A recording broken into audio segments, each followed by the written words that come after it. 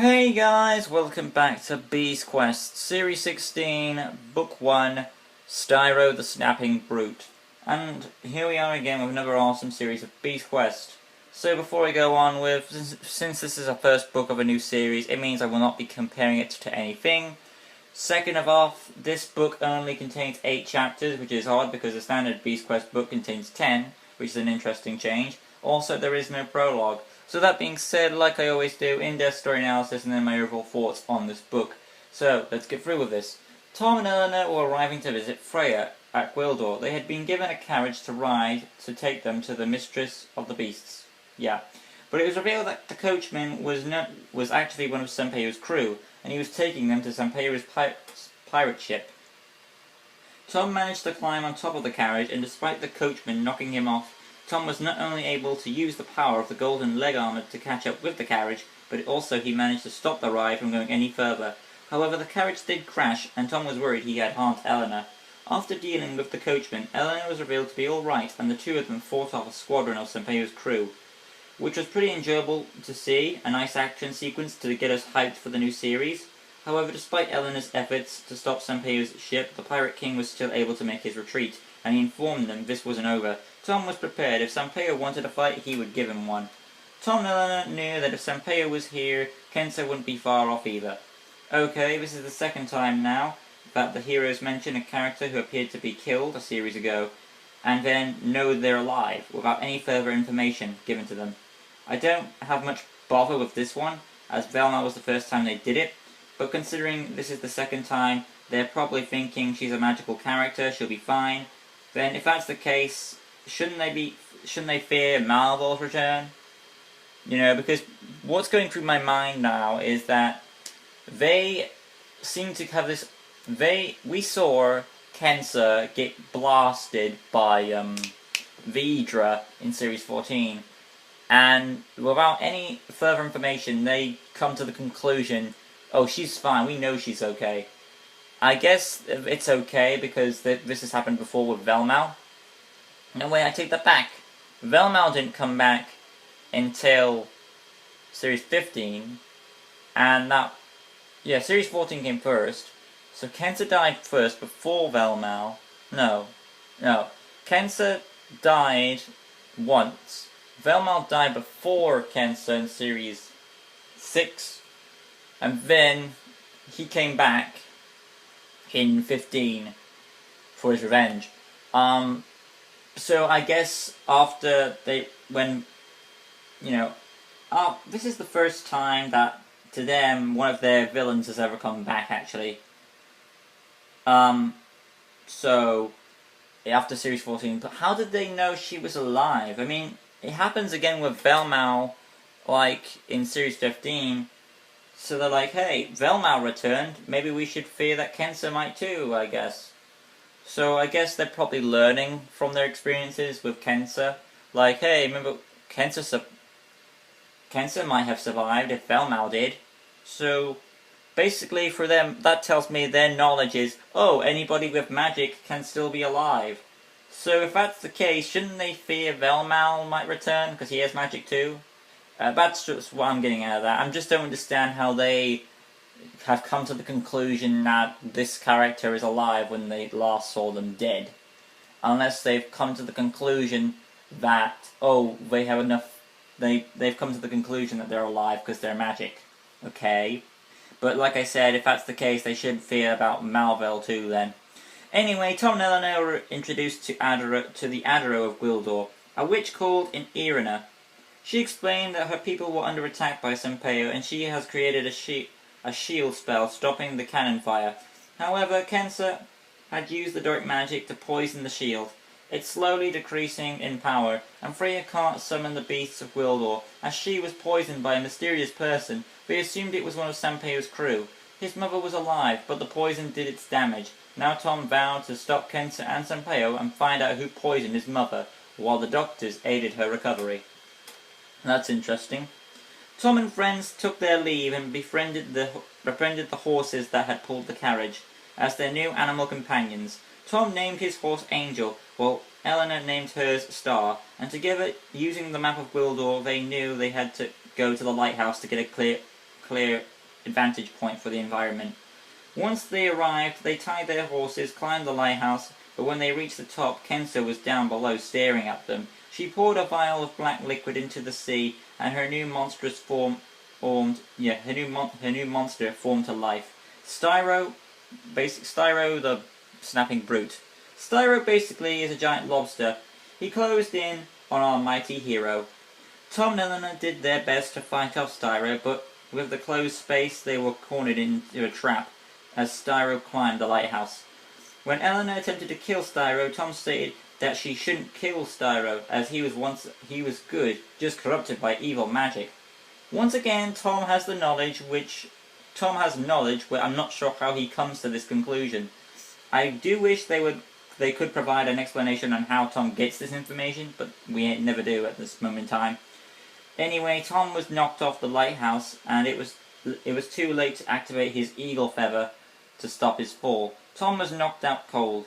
Then the tide came in and pulled him under. Luckily, he finally came to, but when he surfaced, Styro awaited him. Tom tried to fight off against Styro, but he was easily overpowered and grasped back again into Styro's pincer. Despite Tom using the golden breastplate, it made no difference. It would seem Styro was even stronger than the golden breastplate's power. Tom was back under the water and already tired out. Styro was basically waiting for him to breathe so he could drown to death. But Eleanor came to rescue Tom and gave time for Tom to heal his wounds. Eleanor only had 1 arrow left, and even though Tom was healed, the beast was on its way. But yeah, basically our heroes right now are hidden in a cave, I should mention. It does have a similar feeling to Warlock, though. When the beast overpowers Tom, Eleanor saves our hero, and heck, even with Warlock, they take them to a cave in the battle. But I'm curious to see how it does wrap up. Tom and Eleanor believed they were safe inside the cave, but not only did Styro manage to get his pincers in, it was revealed that Styro had toxic stenches that were released from his body. Tom made a retreat to the cave mouth to distract the beast while Eleanor escaped. He righted on Styro, but while Eleanor escaped, Styro knocked her out. Tom flipped off and Styro was stuck in the cave.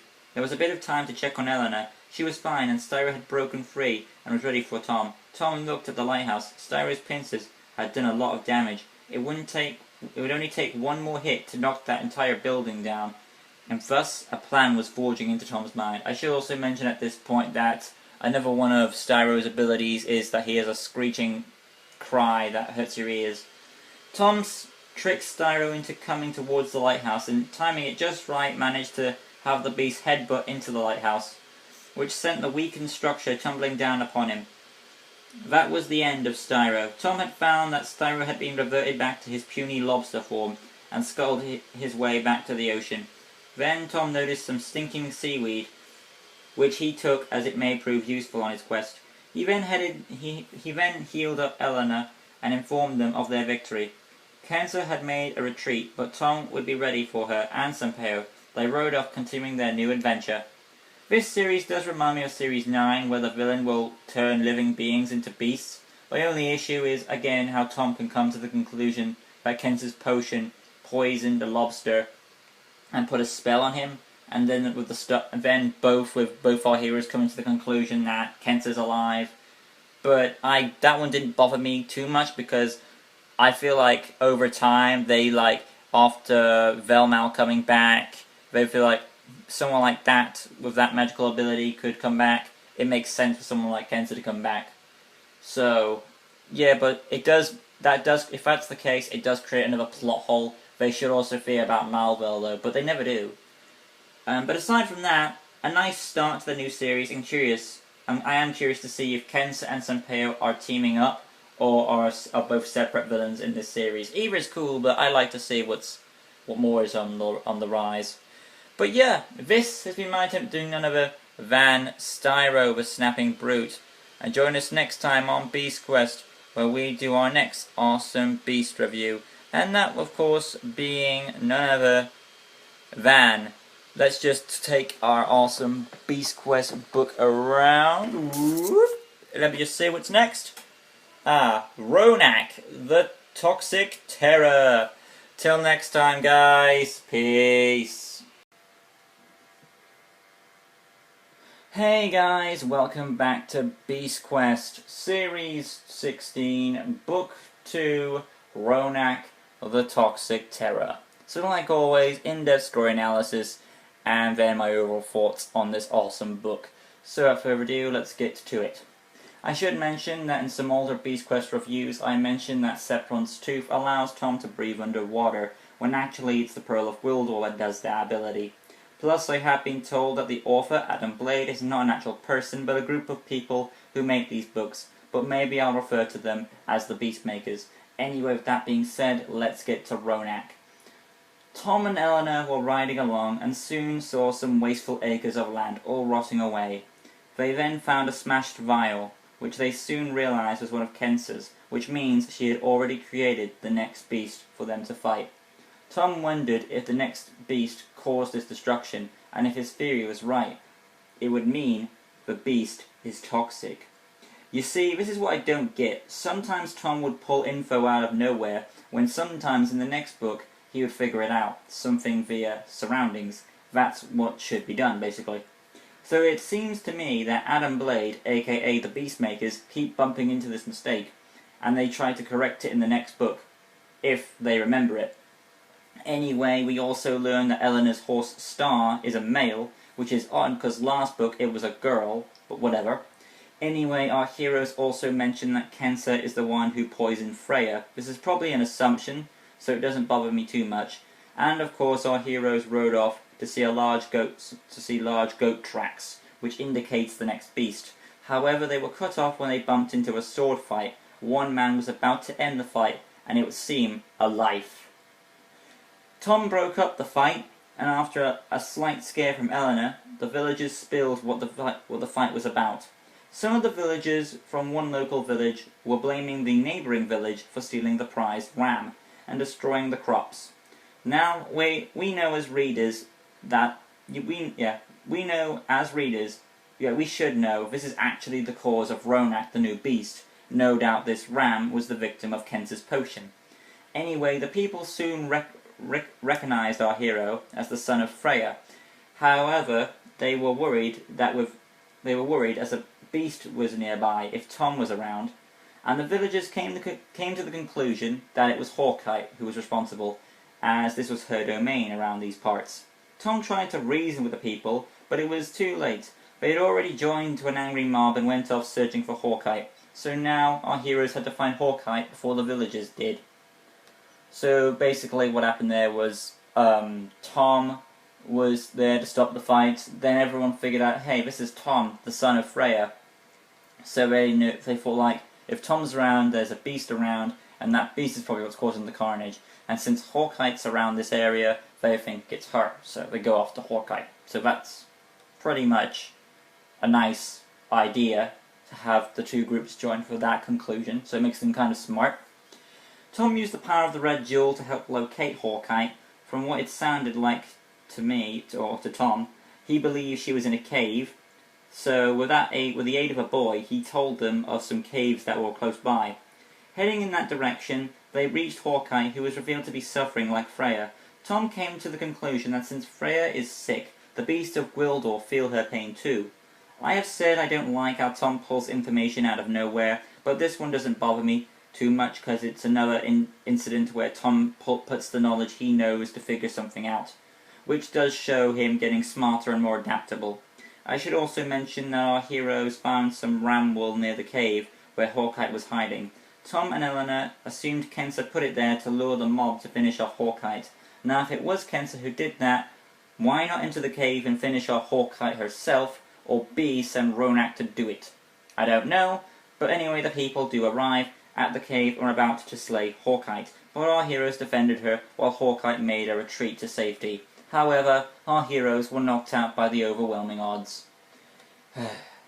Tom and Eleanor were revealed to be tied up against some large cartwheels. For letting Hawkeye escape, they had no choice, as in the people here, had no choice but to make demands. They told our heroes they had sent a messenger to Freya. If she didn't help them stop Hawkeye, she would lose her son and his companion. The villagers left them to the rats, locking the barn and took the precautions of doubling Tom's ropes as they had already witnessed his incredible strength power from the golden armor. But then Tom heard people outside crying in panic. A beast was here, and our heroes knew it wasn't Hawkite. Serves them right, eh? Tom and friends soon realized the barn that they were in was catching fire. They quickly had to get out of there. So Eleanor came up with a plan to use their body weight to roll their cartwheels out and smash a hole through the barn. It was tricky, but eventually they got it, and were reunited with the boy, Kevin, or should I say Kavan, it's pronounced, who had brought them their weapons, so they could defeat the beast. They faced the new beast, and Kavan told them that this was Roenick, the leader of the tribe's prized ram. Our heroes were right, it was Kenz's work. When Roenick stamped the ground, it began to shake, and when he charged, he ended up crashing into his own family's house. The leader, Carl, soon recognized his ram, but no matter what he said, he couldn't get through to him. Roenick had them in his sights. Eleanor threw some rubble at the beast, bringing his attention towards them. Then Kavan got them their horses, and he even hopped on, despite Tom's warning of the danger. They rode for a bit with Roenick in pursuit. While Tom was conjuring a plan, he remembered his uncle had a ram like what Roenick probably looked like, and he planned to use one of his uncle's old farmhand methods to stop the charging beast. That's creative of Tom, using his own uncle's farmhand skills to stop a beast which is based off an animal from the farm. However, things went downhill when Kavan fell off and landed in some of Roenick's poison, which he uses to rot the land. While Eleanor took Kavan to be healed, Tom would have to face Roenick alone. Tom fought off Roenick for a bit, but it seemed his efforts were pointless, as Roenick had appeared immune to their weapons. But when Roenick slipped in some mud, this gave Tom the moment he was waiting for. He took the seaweed he had acquired early on his quest, and planned to use it while Roenick was trying to buck Tom off after he stumbled on his back. But then Roenick noticed Eleanor and Kavan, and he began to charge at them. Tom shouted to Eleanor just in time, and despite her arrows, it didn't seem to slow the beast's charge. Tom took the seaweed and moved it to Roenick's nostrils. Blinding the stench, Roenick crashed, with Tom using his shield to protect them. When everyone looked to see what happened to Roenick, it was revealed that the spell had worn off. Roenick had reverted back to his normal size.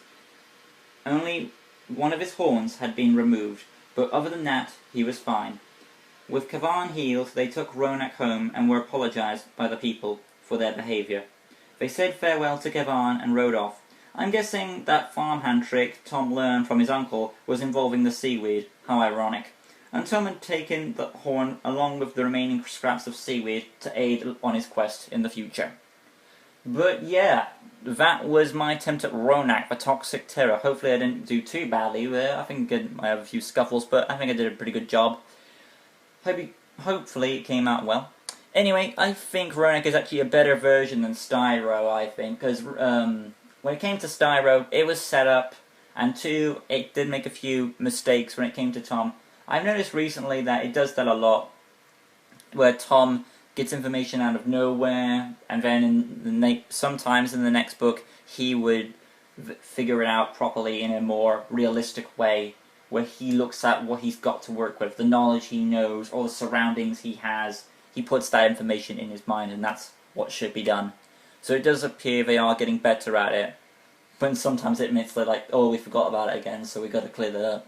But that's a reason why I like Roenick. Roenick the Toxic Terror is a better version, a better book than Styro, in my opinion, because it doesn't rely on setup, it gets to the action, it knows what it's doing.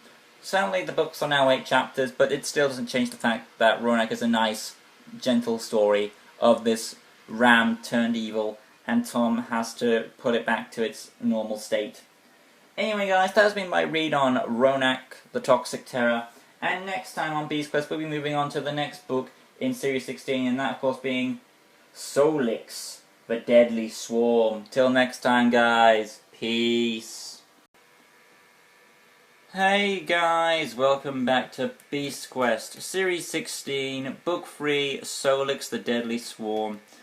And with it's been a while since I've done Beast Quest. It has. I've still got some computer issues, but hopefully I can get this review done so I can sort my computer stuff out. But like always, in-depth story analysis and then my overall thoughts on this book. So without further ado, let's get through this book. Tom and friends were continuing their quest on their way to Gentor to save the people from Sampeo. Before the Good Witch's shield spell faded, our heroes had received a message from Gentor showing Tom's mother's current condition. Her frail sight showed with one attack from any pirate would instantly result to her end. Irina, the Good Witch, begged our heroes to hurry. This spell would not hold for much longer.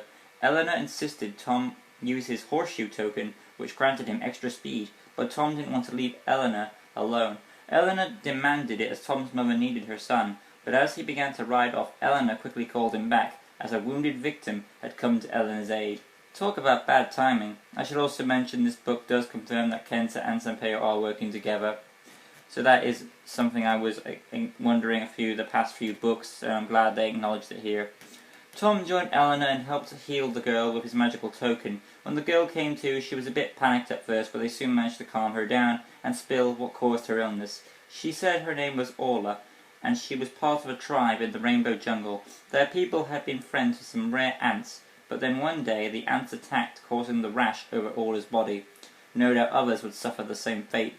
She also mentioned pirates had started to raid their tribe for values. Sampeo was wasting no time in pillaging Gwildor. Our heroes reluctantly decided to help Orla, but they had to be quick. Freya needed them. They soon reached the Rainbow Jungle and were wondering if they would encounter the next beast. Tom and friends discovered that the plants were being taken by the ants, while everything else they came across would be destroyed. They soon came across Orla's village, and it was indeed in a wrecked state. No sign of life, the entire tribe gone. Our heroes were hoping they were still alive for Orla's sake. They then spotted a large lamb skeleton, and wondered, was it the ants that did this, or was there something else out there? However, before they could think any further, the swarm of ants was returning. It would seem our heroes were about to find out if these ants were really flesh-eating insects. I should also mention that our heroes have brought up that they have come across a situation like this before with the fifth special. I do believe it's called Kreta the Winged Terror, so it's nice to bring up that. Orla told our heroes that the ants had a bad sight but great hearing. If they didn't make a sound, they would go right by them. And indeed it worked. Our heroes decided to follow the ants to see what all the vegetation was for. They stealthily followed for a bit until our heroes stepped on a twig, alerting the ants. Tom and friends retreated from the swarm, but they knew they couldn't run forever. So Tom decided to take the torch they had acquired from the wrecked village, and scared off the ant army. However, Tom felt that they were already here, climbing up his body. He feared the worst. They would eat his flesh. Tom tried to fight off the ants, but it was no use. They were planning not only to go everywhere on his body, but even down his throat. So Eleanor led Tom to a location where Tom could wash off the ants. When he resurfaced, his hands were covered in stings, but the ants had fled for now. Orla mentioned that the ants used to be red, but now they're black. They carried on, finding a large cave, and it led them to a large anthill, and then something emerged on top. Tom put out his red jewel because he had a good idea what it was, and he was right. Another of Kenta's evil beasts. The next beast's name, Sollux. It admitted it was the one that eats the flesh from the living beings. I will mention that this book has a nice vibe, building up the beast with a creepy jungle, nasty ants, and an empty village. And it's nice with the whole shadow that it mentions that it's the one that eats the living creatures, so that's nice. Sollux is revealed to be a beast created from the vast amount of ants. It would seem that the ants, now aware of their evil intentions, decided they needed a queen for their colony. So they created a queen out of themselves, which being the next beast, Sollux. Sollux is of course a female, so that's confirmed, and Tom was discovered as Sollux's antenna had picked him up. Her hearing had picked up the faintest of whispering. Anyway, epic fight ensued, but Tom was overpowered. No matter what he sliced, Sollux could keep recalling on more ants to repair her wounds, but not only that, she could alter her size. When Eleanor tried to help with the torch, that ticked Sollux off. So, when she was about to kill Eleanor, Tom took a hit for her and got knocked out. When our hero woke up, it was revealed that Sollux had escaped, Now, our heroes assume she can change shape, but I'm gonna assume she just decreased her size to allow her escape. But secondly, why did she escape? She was clearly winning. She knocked out Tom. I guess this torch was that big of a threat. But I don't get it. But other than that, okay, whatever. Tom and friends ventured in pursuit after Sollux. This time, Tom gave Eleanor his sword. While she would fight the beast, Tom would study the battle to find a weakness on the deadly swarm. After some pretty sweet battling from Eleanor, Tom had put together a solution. He charged his golden armor power into his fist and punched Sollux's underbelly. The punch was so strong it knocked her head straight to the cave wall, hitting her antenna and causing the cave to create a rumbling echo. The noise was revealed to be Sollux's weakness, and Tom's real plan was to make some racket. So in this chapter they do confirm that Sollux can form different shapes as she creates pincers for combat, while the cover of this book indicates her only having 6 legs. I should also mention Tom probably got the idea from his fight with Quagos, a beast which also had a weak spot being the underbelly, and the drums were hinted at early when they were at the village, when they were at the wrecked village, so that was a nice foreshadowing there. And the antenna was a nice little touch. Eleanor getting in with the sword, very nice. So I liked all that. While Eleanor continued to fight off Sollux, Tom was going to use Roenick's horn to create sound that would echo through the cave. So Roenick's horn is hollow, that tells me. Anyway, Aulus instructed Tom how to use the horn, and with one mighty puff, Tom had saved Eleanor from a near-death experience, as the mighty Sollux was brought crashing to her knees, and then our heroes reclaimed his sword and brought it to Sollux's eyes, and with one more horn blow, Sollux crumbled into thousands of red ants. The spell was broken, and with their victory came a new beast token, some ant armor gloves for a future quest. With Sollux's defeat, our heroes ventured forth and found Aula's people. They hadn't been killed, just went in hiding from the deadly swarm.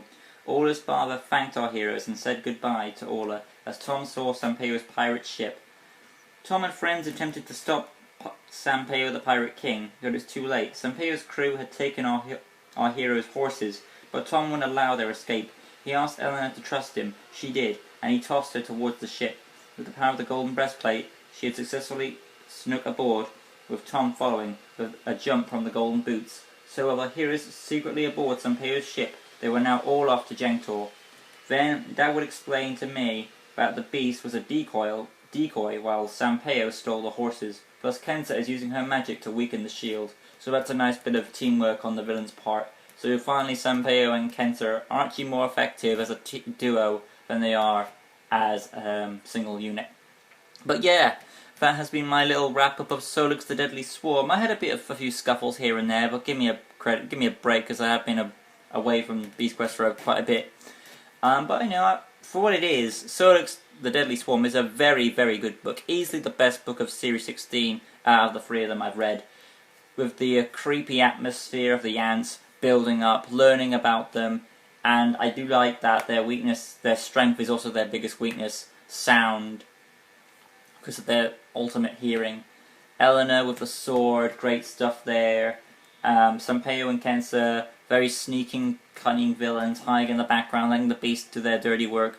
And when their moment was right, they took what they wanted, and they got some points out of that.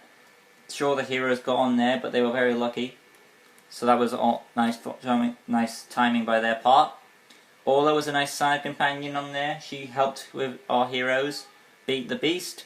And with that being said, that is all my wrap-up of Sollux. I really did like this book. It did remind me of the Chamber of Secrets with the spider stuff from the Forbidden Forest. That was a nice reference there, I felt like. And I do like this beast's abilities, shape-shifting with her ant swarm ability, like Sandman, and of course the super hearing antenna. But yeah, hope you guys enjoyed it. This has been my attempt doing none other than Sollux the Deadly Swarm. Next time we'll be doing Canis, the Shadow Hound. Till next time, guys. Peace.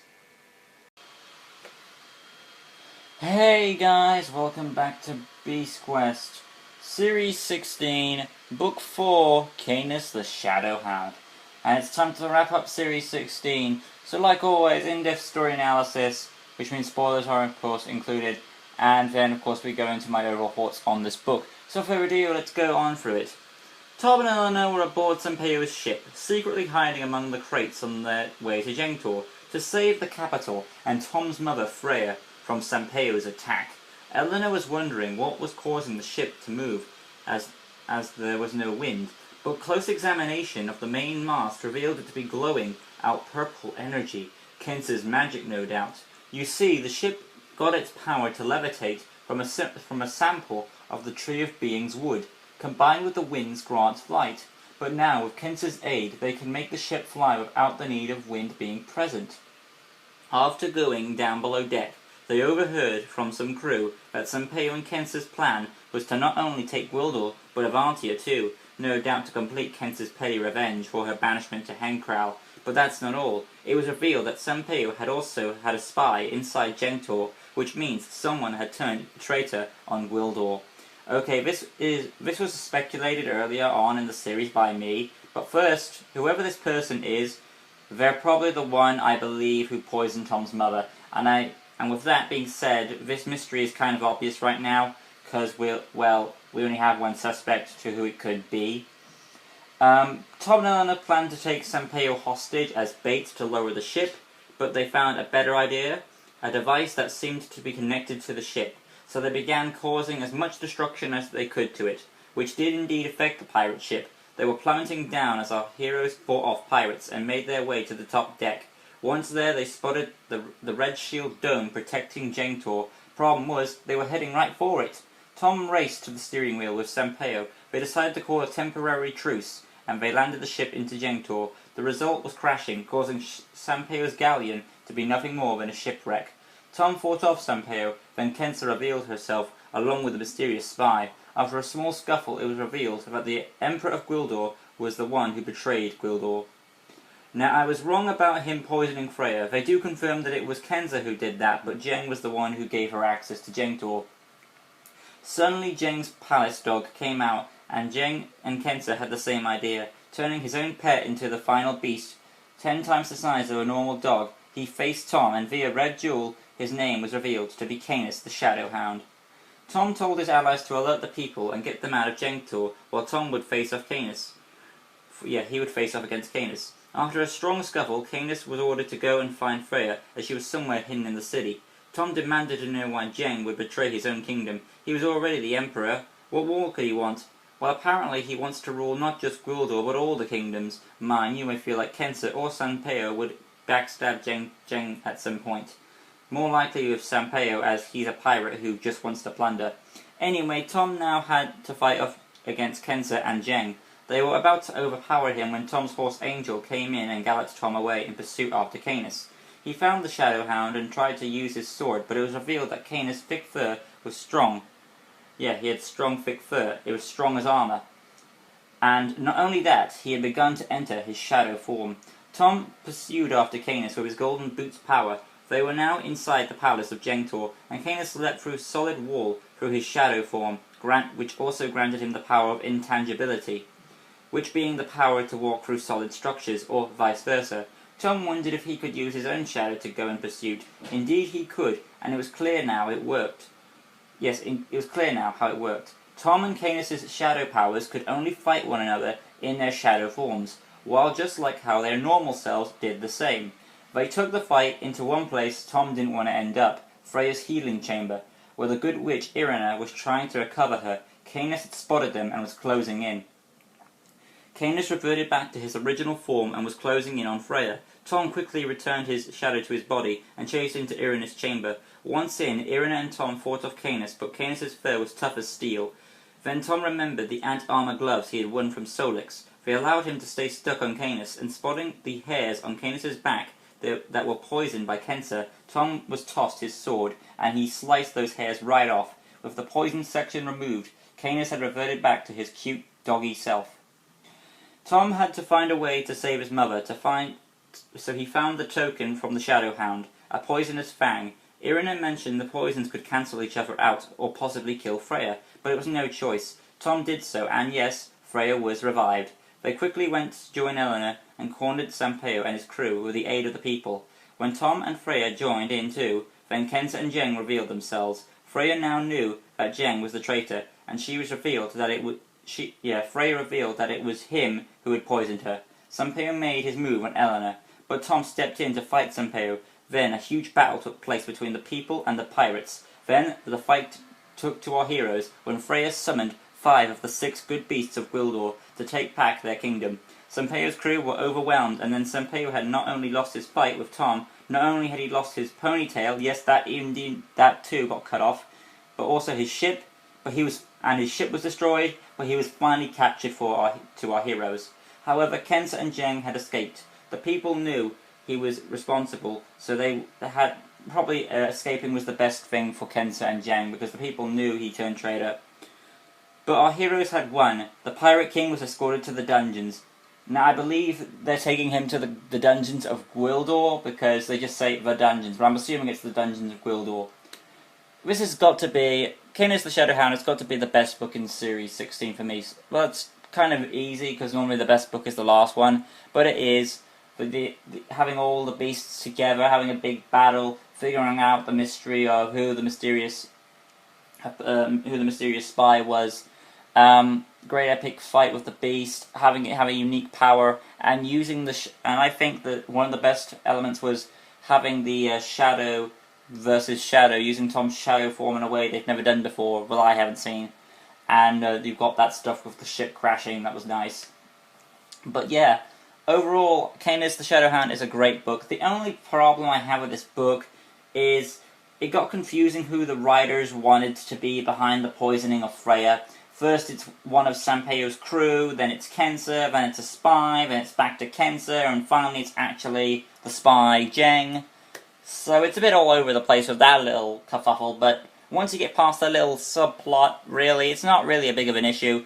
Canis the Shadow Hound, great book, a nice little ending for the Series 16, The Siege of Gwildor. Awesome. Hope you guys enjoyed it, and next time on Beast Quest, we'll be moving on to Series 17, and here we are, with none other, Series 17, The Broken Star. And that will be the next beast, Griff, the Feathered Fiend. Till next time, guys, peace.